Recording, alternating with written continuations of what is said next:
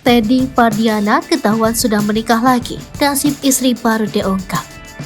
Teddy Pardiana ketahuan sudah menikah lagi, nasib istri barunya diungkap. Selepas Linda tiada jadi titik terendah hidup Teddy Pardiana.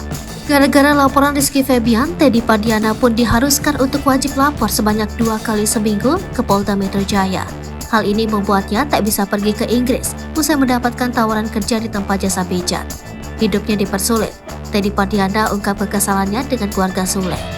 Mbak Zolim, Teddy Pardiana mengaku geram dengan kelakuan keluarga Sule padanya. Diberitakan sebelumnya 7 bulan setelah Lina Jubaida meninggal dunia, Teddy Pardiana ternyata menikah lagi dengan seorang wanita muda asal Tasikmalaya.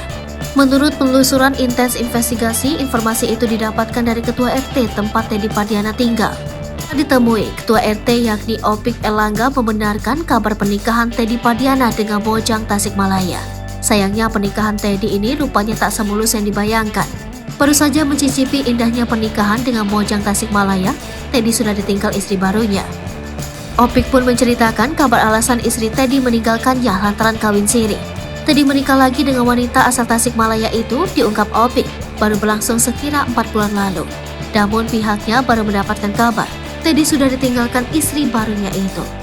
Diduga akibat istri Teddy yang merasa tak kuat dengan tekanan, Teddy yang kini disoroti oleh media, termasuk pernikahan siri yang tidak diresmikan negara.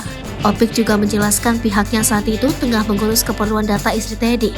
Namun ia hanya pernah sekali bertemu dan melihat sosok istri Teddy yang masih berusia di bawah 30 tahunan.